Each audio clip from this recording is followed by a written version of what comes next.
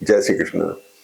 हम बात करेंगे 13 से 19 तारीख के वीक की कि कैसा वक्त जा रहा है। देखिए इस वीक में बहुत कुछ अच्छी घटनाएं हो रही हैं और बड़ा ध्यान रखने की जरूरत है। मंगल शनि बुध थोड़ा पास में आ रहे हैं। मंगल बुध hernia, appendix, stone, arthritis, sugar इस तरह की प्रॉब्लम देते हैं और मंगल शनि थायराइड, ब्लड प्रेशर, न्यूरोलॉजिक और नर्वस सिस्टम की प्रॉब्लम देते हैं। तो ये धीरे धीरे क्लोज होता जा रहा है कॉम्बिनेशन। और इस वीक में मीन राशि में चंद्रमा चलेंगे, तो इस वीक के अंदर चंद्रमा का संचार जो है कुंभ राशि, मीन, मेष और अंत में वृषभ राशि में रहेगा। तो अपने को सबसे पहले ध्यान रखने की जरूरत है। इस वीक के अंदर सबसे खास बात क्या है कि मेष राशि जो है वो शुक्र जहाँ भरणी नक्षत्र में है, तो शुक्र जो है वो भरणी नक्षत्र में रहेंगे आपके 16 तारीख तक। शुक्र जो है अनस्टेबल नक्षत्र, भरणी नक्षत्र अनस्टेबल नक्षत्र है। Tourism, travel, hotel, entertainment, media, advertising, इन फील्ड्स के अलावा ये शुक्र जो है विम्सिकल होता है। इसके रिजल्ट जो हैं थोड़े असमंजस के आते हैं, जिसके अंदर असमंजस की स्थिति रहती है, अनिश्चितता की स्थिति रहती है। और ये मेष राशि वालों के लिए खास तौर पे सप्तम भाव पे दृष्टि, तो मैरिटल और बिजनेस रिलेशनशिप थोड़े विम्सिकल और अनसर्टेनिटी की तरफ जा रहे हैं। थोड़ा ध्यान रखने की जगह है। 16 तारीख तक कोई भी महत्वपूर्ण निर्णय नहीं लें, किसी तरह के नए टाई अप्स की, बिजनेस मीटिंग्स की, किसी चीज को असलियत करने में। जो बच्चे शादी ब्याह में कुछ डिसीजन लेने वाले हैं वो लोग थोड़ा बचने की कोशिश करें, क्योंकि गलत डिसीजन हो सकता है। दूसरी बात, धन का कारक भी आपका शुक्र है, वो भी असमंजस की स्थिति में है, वहां भी अनिश्चितता की स्थिति है। कुल मिलाकर के भरणी नक्षत्र को अपने को निकल जाने देना है 16 तारीख तक। इसके अलावा फिर है कि मिथुन में गुरु चल रहे हैं, जिसकी दृष्टि भाग्य भाव पर है, वहां पे शनि की भी दृष्टि और मंगल के साथ बैठे हुए हैं। अब जो भाग्य फल रहा है, विदेश में रहने वाले, विदेश में काम करने वाले, विदेश आते जाते रहने लोग जिनकी कार्य प्रणाली विदेश में, उनके लिए फायदेमंद है और अच्छा एक्सप्लोरिंग है। भाग्य के अंदर स्थिरता आ रही है। एक तो उन्नति देते हैं भाग्य, दूसरा उसमें एक स्थिरता ला देते हैं। जो कुछ होता है उसमें एक असलियत का जामा पहना देते हैं, उसमें असलियत हो जाती है। वैसी चीजें होती दिखाई दे रही है। लेकिन स्ट्रेस बढ़ता जाएगा, ध्यान रखना है। विदेश में रहने वाले लोग, विदेश में काम करने वाले लोग, उनकी ट्रैवल हो सकती है, हालात खराब हैं, ध्यान रखने की जरूरत है। तीसरा, चौथा स्थान का लॉर्ड चंद्रमा है। चंद्रमा सबसे पहले शुरू में राहु के साथ है कुंभ राशि के अंदर, तो कुंभ राशि में चंद्रमा थोड़े स्ट्रेसफुल होते हैं, राहु के साथ में है। और 20 तारीख तक राहु वर्गोत्तम में है। यहाँ चंद्रमा थोड़े से बेटर हो गए, एक्टिव हो गए। एंजाइटी रहती है, स्ट्रेस रहता है, तो किस चीज का, काम के होने का।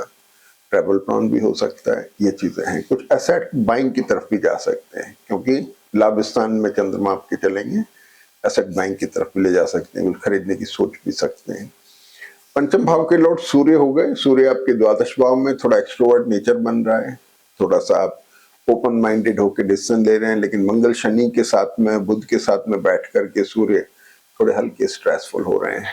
विदेश की तरफ की बार बार चर्चा कर रहे हैं। मेष राशि वालों के लिए तो खास तौर पर इम्पोर्टेंट है। जो लोग विदेश में रहते हैं, विदेश में काम करते हैं, उनके लिए बड़ा महत्वपूर्ण समय चल रहा है। आप निर्णय लेने के लिए थोड़ा सा ध्यान रखिएगा। इसके बाद छठे भाव का लॉर्ड बुध है। यहाँ के ऊपर आपके डेट्स, डिसीज, एनिमीज का कारक बुध वहां पर दृष्ट है, तो उसका ध्यान रखना है। मोटे तौर पे कंधे या पैरों में कहीं पे दर्द, खिंचाव, किसी तरह की मसल्स में स्ट्रेन आना, पेन होना, ये पॉसिबल हो सकता है, तो थोड़ा ध्यान रखें। और नर्वस सिस्टम, न्यूरोलॉजिकल प्रॉब्लम, जिनकी जैसी परिस्थितियां हैं।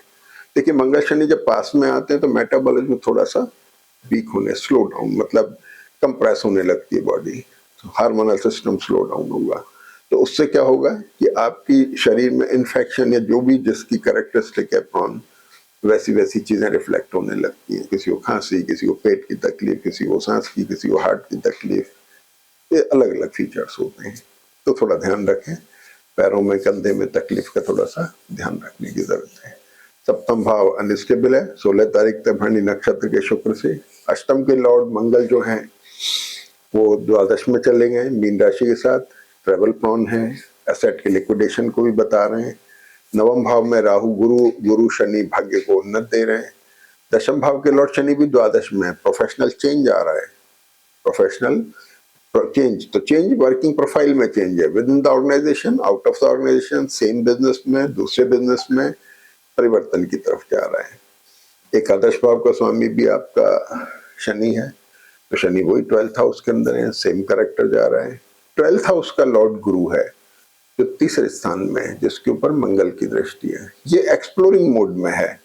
देखिए सबसे खास बात क्या है कि बुध शनि के नक्षत्र में आ जाते हैं 13 तारीख को, लेकिन उससे पहले ये एक्सप्लोरिंग मोड बना हुआ है। अच्छा, इसमें पोटेंशियल अच्छा है, ये एक्सप्लोर कर रहा है, बढ़ रहा है, अपलिफ्टमेंट दे रहा है। तो ये बात हो गई।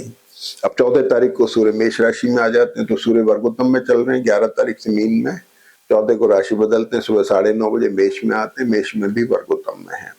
सूर्य का वर्गोत्तम में होना अच्छा है। मेष राशि में, लग्न में, केंद्र में आपको रिकॉग्निशन दे रहे हैं, इमेज बना रहे हैं, पॉपुलैरिटी दे रहे हैं, आपके जो काम हो रहे हैं उनमें आपको सफलता, रिकॉग्निशन दे रहे हैं।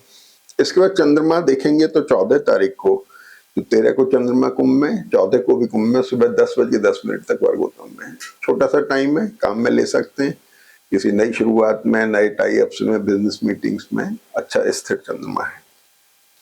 इसके बाद 15 तारीख को चंद्रमा मीन राशि में आते हैं, सुबह 9, 9:30 बजे करीब, और मीन राशि के अंदर है मंगल शनि बुध के साथ में। अब ध्यान रखने की जरूरत है, बुध और चंद्रमा साथ में, सडन गेन सडन लॉस का कॉम्बिनेशन है, इंजरी और सर्जरी का कारक है। रोड ट्रेवल करेंगे, ध्यान रखेंगे, केयरफुल रहने की जरूरत है।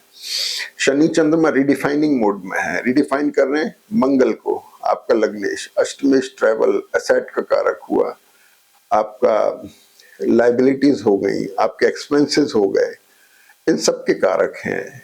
तो ये एक सबसे खास बात है, सिबलिंग्स को लेकर के ध्यान रखने की जरूरत है। और प्रोफेशनल पार्ट पर चंद्र बुध का कॉम्बिनेशन शनि के साथ जो बैठा है, वो मेनली जिनकी जन्म पत्री अच्छे मोड में, उनकी बात अलग है, बाकी डिटैचमेंट फ्रॉम द प्रोफेशन भी दिखा सकता है कभी कभी, तो थोड़ा केयरफुल रहने की जरूरत है। द्वादश में चंद्र बुध शनि मंगल बहुत सेंसिटिव कॉम्बिनेशन है। अगर आपकी जन्म पत्री अच्छी है तो निश्चित फायदा होगा, और नहीं तो ध्यान रखने की बहुत सख्त जरूरत है। कंधे कमर पैरों में किसी भी तरह की तकलीफ का थोड़ा ध्यान रखने का है। इसके बाद में देखेंगे कि शुक्र जो है धनु नमांश में आ रहे हैं 17 तारीख को। शुगर प्रॉब्लम वाले ध्यान रखें, इधर मंगल शनि पास में, हार्मोनल सिस्टम गड़बड़ा रहा है, केयरफुल रहें। और ये 19 तारीख तक रहेंगे, 17 से 19 में शुक्र जो है डायबिटीज के कारक हैं, ध्यान रखिएगा, तो केयरफुल रहने की जरूरत है। दूसरी तरफ चंद्रमा मीन में वर्गोत्तम में, सुबह 17 तारीख को सुबह 6:34 से 12 बजे तक, और फिर 12 बजे के बाद चंद्रमा मेष में आ जाते हैं, वो 12 से लेके शाम को 5:30 बजे तक वर्गोत्तम में है। तो 17 तारीख बहुत अच्छी है, इसे आप काम में ले सकते हैं, किसी नए टाई अप्स में, बिजनेस मीटिंग्स में, नई शुरुआत में, मुहूर्त में अच्छा टाइम है। देखिए 18 तारीख को ध्यान रखना है, 18 को चंद्रमा भरणी नक्षत्र में जा रहे हैं, केयरफुल रहना है। फिर अनस्टेबल नक्षत्र आ रहा है, अनिश्चितता आ रही है, इसलिए 18 तारीख में महत्वपूर्ण निर्णय लेने से थोड़ा बचने की जरूरत है। और इसके बाद में ये 18 और 19 तारीख तक, 19 को सुबह 10 बजे 7 बजे तक है, लेकिन मोटा मोटा 18 तारीख मान लें। और इसके बाद चंद्रमा 19 तारीख को वृषभ राशि में आते हैं। वृषभ राशि अच्छी राशि है, उच्च का राशि, उच्च का चंद्रमा होता है, अच्छे समय में है। शुक्र भी वृषभ राशि में आ रहे हैं 19 तारीख को, दिन में 3:45 बजे के आसपास से, ये भी एक अच्छा साइन है। तो अगले वीक में क्या होगा, चंद्रमा और शुक्र सेकंड हाउस में साथ होंगे, ये दोनों डिसएग्रीमेंट बनाते हैं। तो जब वीकेंड में पोजीशन बन रही है, आपको अभी से ध्यान रखना है किसी तरह का डिसएग्रीमेंट ना हो, खासतौर पे स्पाउस से, मैरिटल और बिजनेस रिलेशनशिप को लेके। तो ग्रह अभी अच्छे हैं, फायदा उठाइए।